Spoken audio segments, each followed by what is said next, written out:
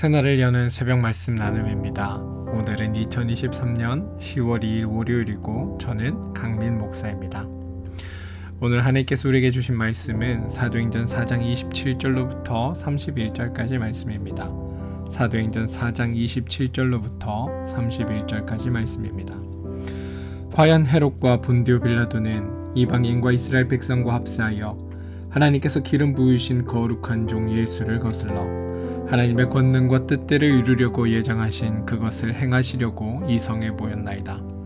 주여, 이제도 그들의 위협함을 구워보시옵고 또 종들로 하여금 담대히 하나님의 말씀을 전하게 하여 주시오며 손을 내밀어 병을 낫게 하시옵고 표적과 기사가 거룩한 종 예수의 이름으로 이루어지게 하옵소서 하더라. 빌기를 다음에 모인 곳이 진동하더니 무리가 다 성령이 충만하여 담대히 하나님의 말씀을 전하니라. 사도행전 4장 27절로부터 31절까지 말씀입니다. 좋은 명절 연휴 잘 보내셨습니까? 하나님의 은혜가 또한 여러분의 삶 가운데 충만하게 있게 되기를 소망합니다. 4장 24절로 26절이 제자들이 하나님을 어떻게 알고 있는가, 세상의 주관자와 통치자가 누구이신가에 대한 세계관을 보여주는 것이었다면 4장 27절은 제자들의 역사관을 보여주는 겁니다. 27절과 28절입니다. 과연 헤롯과 본디오 빌라도는 이방인과 이스라엘 백성과 합세하여 하나님께서 기름 부으신 거룩한 종 예수를 거슬러 하나님의 권능과 뜻대로 이루려고 예정하신 그것을 행하려고 이 성에 모였나이다입니다. 24절로 25절에 하나님이 말씀하신 것을 단지 하나님이 말씀하셨다라고만 생각하는 것이 아니라 지금 제자들은 이 일들이 실제로 일어난 역사적인 사건들을 바탕으로 모든 일들이 하나님의 말씀대로 이루어진 것이다라고 이해하고 있습니다. 자신들이 믿고 의지하고 따르던 예수님이 죽었습니다. 제자들의 입장에서 보면 예수님을 죽인 이들은 자신들의 입장에서는 어떻게 보면 원수고 어떻게 보면 대적자고 도무지 용납 못할 사람들입니다. 그것도 한두 사람이 아니라 헤롯, 빌라도, 이방인, 이스라엘 백성 모두가 다 자신들의 대적자라는 겁니다. 그런데 제자들이 성령을 만나고 나서 이 사건을 자신들이 당한 사건으로 이해하지 않는다는 겁니다. 제자들은 저들이 예수를 죽였고 예수님이 죽임을 당했다라고 생각하지 않습니다. 도리어 그 반대입니다. 대주제이신 하나님께서 이미 하나님의 권능과 뜻대로 이루시려고 그리스도를 이 땅에 보내셨고 그리스도를 십자가에 죽고 부활하게 하시려는 그 계획을 미리 가지고 계셨고 그 일을 계획하시고 진행하시고 이루셨다라는 겁니다. 그래서 27절 제자들의 심정을 가장 잘 드러내주는 단어가 과연이라는 단어입니다. 과연 말씀하신 대로 이루어졌습니다 라는 것을 인식했다라는 의미입니다. 예수님은 죽임을 당한 것이 아니라 하나님의 예정대로 행하신 것이고 제자들은 저들의 권력의 속수무책으로 당한 것이 아니라 도리어 관리들의 모든 행동이 하나님의 뜻을 이루는 일에 사용되었다라는 겁니다. 그러니 제자들이 약자도 패배자도 아니고 도리어 자신들은 대주제에 속한 자이고 자신들이 열방과 족속과 군왕과 관리들의 행사를 허사로 경영하는 것으로 만들어버리는 하나님 그 위대하고 아름다운 사역에 동참하고 있음을 제자들이 깨닫게 된 것입니다. 복음서의 제자들의 상황인식과 사도행전의 제자들의 상황인식이 완전히 달라졌음을 우리는 여기서 확인할 수 있습니다. 제자들의 하나님에 대한 인식도 달라졌고 하나님의 일하심에 대한 인식도 달라졌습니다.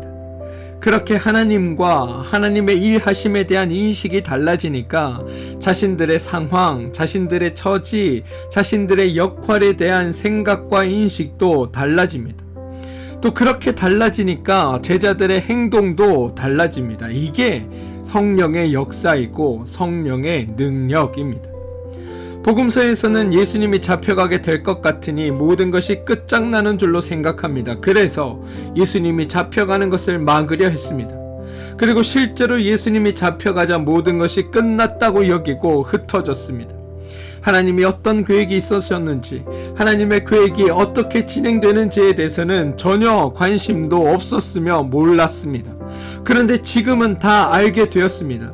비록 예수님은 승천하여 육신적으로는 자신들의 눈앞에 보이지 않지만, 자신들이 지금 관리들에게 잡혀 위협받고 있지만, 그럼에도 불구하고 그런 것들이 전혀 걱정되지 않고 두려움이 없으며 자신들의 일이 막혔다는 생각이나 자신들의 계획이나 목표가 중단되고 방해받고 있다라고 생각하지 않습니다.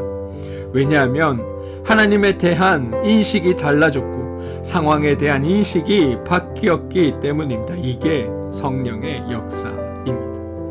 2장과 3장의 베드로의 연성에 대해서 공통적으로 등장한 표현이 너희가 예수를 죽였다 그러나 하나님이 살려내셨다라는 것이었습니다. 결국 사람들이 하나님의 일을 막을 수 없고 사람이 하나님의 일을 방해할 수 없다라는 거였습니다. 지금 사로잡혔다가 놓인 제자들을 맞이하는 동료들의 고백에서 동일한 내용이 고백되고 있습니다. 저와 여러분이 사도행전을 읽으며 지금 4장까지 왔습니다. 그런데 사도행전 구성에 있어 아주 독특한 패턴이 있음을 우리는 알 수 있습니다. 이 패턴은 10장까지 반복됩니다. 이것이 무엇인지 알아차리기 위해 복음서와 대조해보면 좀 쉬워지는데요. 복음서에서는 예수님의 설교도 등장하고 사역도 등장하지만 이 둘을 비율적으로 따져보면 사역이 설교보다 비중이 높습니다. 사역에 이어 간단한 설교, 선포, 가르침, 비유 등이 등장합니다. 그렇다면 사도행전의 제자들은 사역이 많을까요? 설교가 많을까요? 정답은 설교입니다. 우리가 흔히 예수님이 율법을 대신하는 새로운 복음을 선포하시니까 당연히 사역보다 설교가 많을 것이라고 생각하고, 반면 제자들은 새로운 복음을 만들어내는 것이 아니라 하나님께서 일하심을 드러내니까 설교보다 사역이 많을 것이라고 생각하지만 성경은 그렇지 않습니다. 사도행전을 보시면 2장에서 제자들이 성령을 받아 다른 언어로 말하는 사건이 나옵니다. 제자들이 이적을 행한 것이 아니라 이적을 당합니다.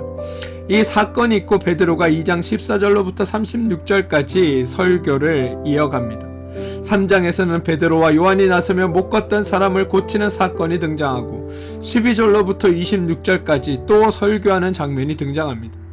4장에서는 베드로 제자들은 아무 이적도 행하지 않고 대신 하나님에 대한 이해를 고백하는 장면이 등장합니다. 5장에서는 사로잡혔다가 풀려나서 또 설교하고, 7장에서는 스테반이 잡혀있는 상태에서 1절부터 53절까지 길게 설교하는 장면이 이어집니다. 8장에서는 사마리아로 흩어져 설교하고, 9장에서는 사울의 이적이나 기적은 드러나지 않고 그냥 설교만 하고, 10장에서는 베드로가 이방인 고넬료의 집에 가서 설교합니다. 사도행전은 제자들의 능력을 행하는 것, 역사를 행하는 것을 강조하는 것이 아니라 제자들이 성령을 받아 진리에 대해 가르침을 받아 그들의 인식이 달라지고 가치가 달라지고 그들의 생각이 달라지고 개념이 달라지고 그들의 신앙관이 달라졌다는 것을 강조하고 있다는 겁니다. 이렇게 인간에 대한, 신에 대한, 세상에 대한, 역사에 대한, 진리에 대한 내용이 달라져야 행동이 달라질 수 있는 겁니다. 우리의 믿음은, 기독교의 신앙은 인간의 행동을 먼저 교정하는 종교가 아닙니다. 죄인을 성도로 그 존재를 새롭게 해나가고, 죄에 대한 인식에서 하나님의 인식으로 인식을 새롭게 하고, 그 결과로 죄를 따르는 삶을 버리고 하나님을 따르는 삶을 살게 된다는 것을 강조합니다. 그러므로 기독교에서 가장 우선적인 일은 하나님을 아는 것, 진리를 아는 것, 성도의 성도됨을 아는 것에 초점이 맞추어져 있습니다. 구약부터 신약에 이르기까지 하나님의 가장 중요한 사역은 하나님 자신을 알리는 일이었습니다. 그리고 믿는 우리는 하나님의 뜻에 순종하기를 원합니다. 그렇다면 가장 기초, 가장 원천적인 출발점은 하나님의 뜻이 무엇인지를 아는 것에서 붙어여야 합니다. 그런데 말씀을 읽지도 않고 배우지도 않고 알려고 하지도 않는다면 우리의 신앙은 잘못된 길로 갈 수밖에 없는 겁니다. 그런 의미에서 사도행전은 우리의 사고방식을 뒤집어 놓습니다. 사도들을 소개할 때 능력의 사도들이라고 소개하는 것이 아니라 성령을 통해 진리를 배운 진리의 사도라고 소개하고 있다는 사실을 우리는 깨달아야 합니다. 그것이 오늘 본문에도 잘 드러납니다. 4장 24, 25, 26절에 하나님에 대한 고백이 등장하고 27절, 28절에 자기들에게 일어난 사건, 즉 예수님과 관련된 역사적 사건에 대한 완전히 새로워진 제자들의 이해가 소개가 되고 29절, 30절에 제자들의 기도와 간구가 등장합니다. 여기서 중요한 단어가 있다면 29절에 주여 이제도라는 부분입니다. 27절에서 하나님의 일하심에 대한 고백을 표현한 것이 과연이었다면 동일한 하나님의 일하심을 인정하고 기대하는 것이 29절의 주여 이제도이기 때문입니다. 헤롯과 빌라도가 했던 일이 결국은 허사를 경영하는 것이었고 도리어 하나님께서 예정하셨던 것을 이루는 일이었듯이 관리들이 자기들을 지금 사로잡고 위협하고 경고하는 이 일들 역시도 허사를 경영하는 것에 불과할 뿐이고 결국 이 일들을 통하여 하나님이 자신들과 함께 하시고 자신들을 성숙시키시며 하나님의 나라의 복을 누리게 하시겠다는 하나님의 약속이 자신들에게 이루어질 것임을 기대하고 있기에 이들은 주여 이제도라고 고백할 수 있었다는 겁니다. 29절과 30절 제자들이 여기에 사용한 동사가 두 개가 있습니다. 하나는 29절에 구보보시옵고 또 다른 하나는 29절 끝에 나오는 주시옵고라는 단어입니다. 제자들이 하나님께 드린 말씀은 첫째, 그들이 위협받고 있는 것을 보시옵소서라는 뜻입니다.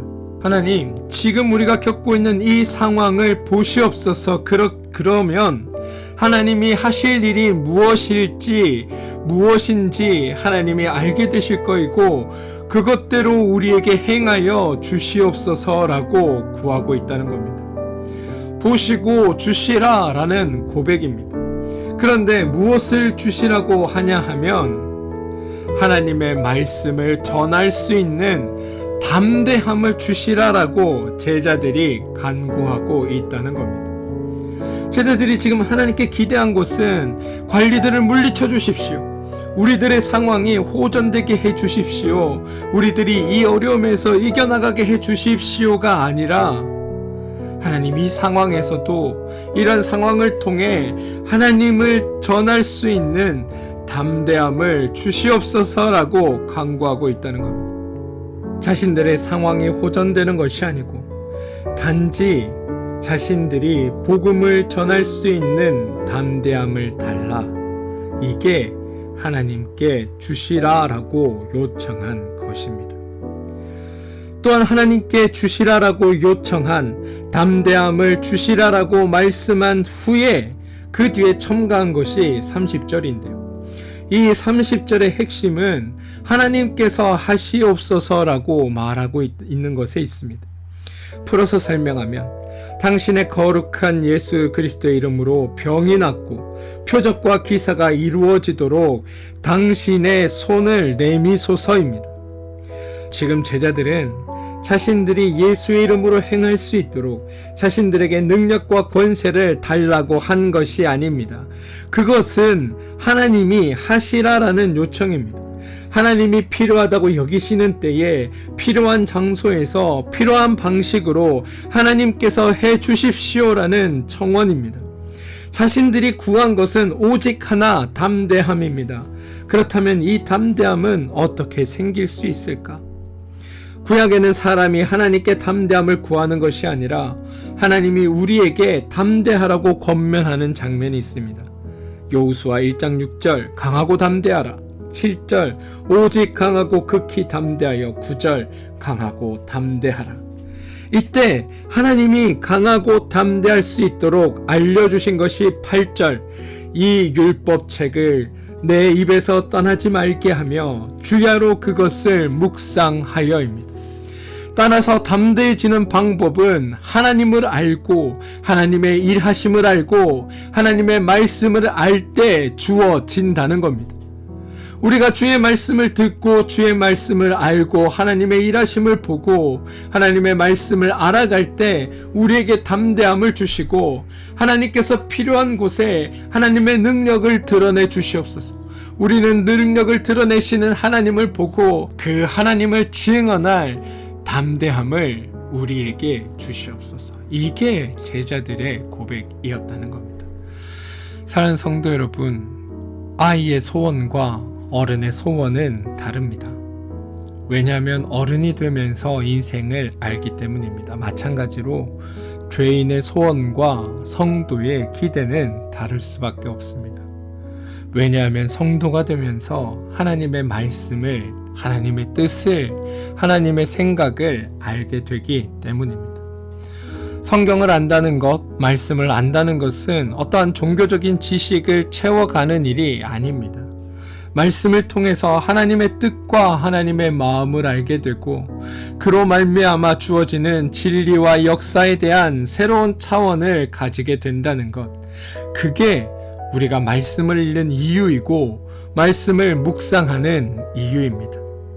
바라기는 고정관념, 과거에 알아오던 생각에 사로잡혀 적당히 편하게 신앙생활 하지 마시고 참되게 하나님의 말씀을 깨달아 가시는 노력과 수고를 통하여 주님을 더 바르게 알고 또 바르게 안 주님과 동행하며 나아가고 또 그렇게 알게 된 하나님으로 말미암아 풍성하고 행복한 삶을 누려가시게 되길 주님의 이름으로 축원드립니다.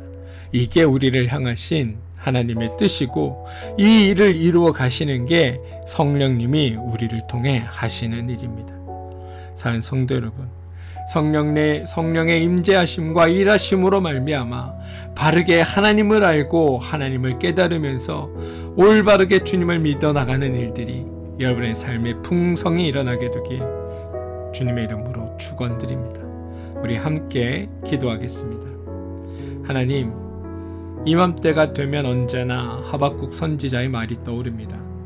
거두어 드릴 무화과 나무도 없고 올리브 열매도 없고 포도 송이도 없으며 우리 안에 양떼나 소떼가 없어도 나는 하나님으로 인하여 기뻐하고 즐거워한다고 그는 노래하였습니다. 하나님, 지난 세월 동안 우리가 거두어 드린 것이 비록 적다 할지라도 우리를 생명의 길, 평화의 길로 인도하신 하나님 덕분에 우리의 마음은 든든합니다. 하나님이 우리의 생을 빛나게 만드십니다. 하나님을 신뢰하기에 우리는 악에 물들지 않은 채 살아갈 수 있습니다. 그러한 삶으로 만들어주시니 하나님 감사합니다. 하나님, 우리가 바치는 이 감사를 받아주시고 우리의 삶을 통하여 하나님의 영광이 온전히 드러나게 하여 주시옵소서. 예수님의 이름으로 기도합니다. 아멘.